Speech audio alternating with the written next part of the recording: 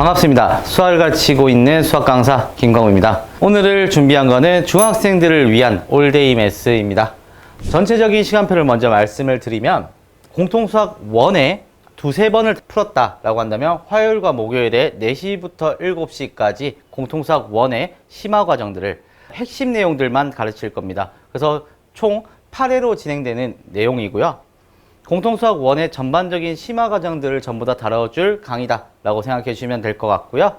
그리고 공통수학 2의 개념 심화고요. 공통수학 2를 처음 보거나 아니면 한두 번 봤는데 그 부분에서 어려움을 겪고 있는 친구들을 위해서 준비를 하였습니다. 이 부분에서는 공식을 최소화시켜서 직관적인 부분에서의 논리를 더하는 방식의 수업을 할 것이고요.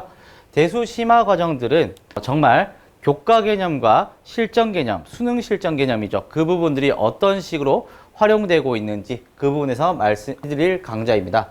더 많이 나가게 된다면 미적분 1까지도 월, 수, 금에 1시부터 4시까지 있으니까 편하게 봐주시면 될 것 같습니다. 그리고 클리닉은 월요일부터 토요일까지 오전 10시부터 오후 5시까지 매일 진행되고 있으니 3주 동안 수학에 대한 부족한 부분을 완벽히 채운다 라고 생각하시면 될 것 같습니다. 저는 지금 현재 세정학원에서 중학생부터 고3까지 모두 담당하고 있는 수학 강사 김강우라고 합니다. 제일 중요한 건 이거죠. 중학교 때는 성적이 잘 나왔다가 고등학교 때는 왜 성적이 안 나오냐. 중학교 분량들은요 매우 짧습니다. 그렇기 때문에 개념을 20분 나가고요. 풀이 2시간 40분 진행하면서 위에 있던 문제들을 풀어주고 밑에 있던 문제를 따라 풀게 돼도 충분히 90점 이상 나옵니다. 그렇기 때문에 그때까지는 우리 아이가 수학에 대한 구멍이 있다라고는 전혀 느끼지 못하거든요. 그리고 두 번째로 문제 푸는 방식 자체도요. 라이트 쌤부터 시작해서 다음은 센을 가고요. 그 다음 고쟁이를 가고 그 다음 일품을 가고 이렇게 등등등 기초 문제부터 문제 단계별 학습을 많이 하거든요. 근데 단계별 학습이 나쁘다는 게 아니에요.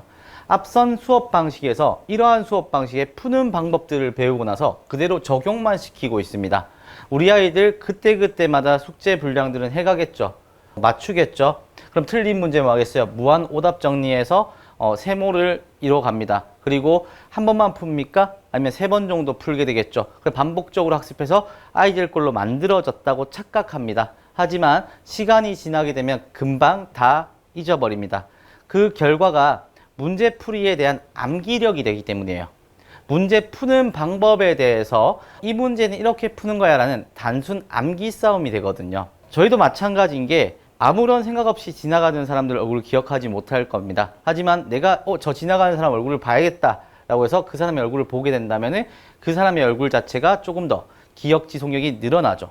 그래서 이 수학도 마찬가지인 거예요. 수학도 아무런 이유 없이 기억하려고 하니 그때 당시는 이해가 되겠죠. 하지만 조금만 시간이 지나게 되면 그날 무엇을 배웠는지 자체를 까먹게 됩니다. 그렇기 때문에 우리 아이들이 고등학교 때 성적이 안 나오는 겁니다. 그럼 거기에 따른 해결 방안은 뭘까요? 해결 방안은 개념사의 연결고리 형성을 반드시 해야 돼요. 이유를 만들어야 됩니다. 그 부분들을 이해하고 기억해야 될 이유를 반드시 만들어야 돼요. 그렇기 때문에 제 수업 같은 경우 순수업 시간 3시간을 보장하고 있습니다. 그리고 이 부분 조금 특이할 거예요. 문장 해석을 통해서 조건 암기 시킬 겁니다. 암기 시킬 겁니다. 문제 암기 아닙니다. 조건 암기 시킬 겁니다.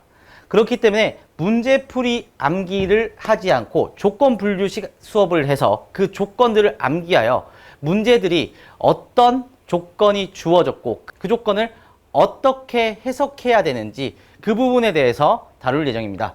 세 번째로 조건 정리를 통해서 개념 연결 학습을 시킬 겁니다. 분명히 이 조건 암기를 시켜놓으면 어떻게 적용해야 되는지를 헷갈립니다. 그래서 수업 시간에 조건 정리를 하고 그 부분을 통해서 개념 연결을 통해 문제들에선 어떻게 활용되는지를 확인할 건데요. 최종적으로는 고난도 문제까지 확인을 시킬 겁니다. 그래서 그 결과 제일 중요합니다. 일관된 해석을 해야 돼요.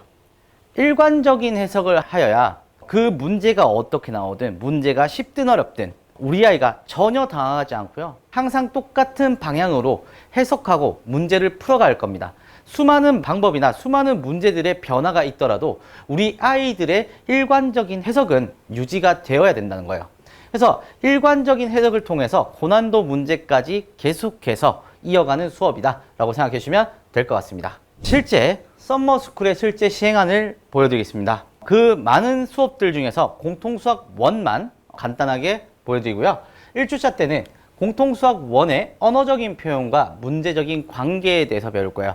언어적의 표현이 어떤 식으로 일어났고 이 부분의 표현이 문제에서는 어떻게 적용되는지 그 부분에서 1주차 때 볼 거고요. 2주차 때는 공통수학 1에서 뒤에 배우는 2차 함수로 가기 위한 필수 실전 개념에 대해서 알려줄 겁니다. 실전 개념이기 때문에 우리 아이들이 배웠던 2차 함수와는 다를 것입니다.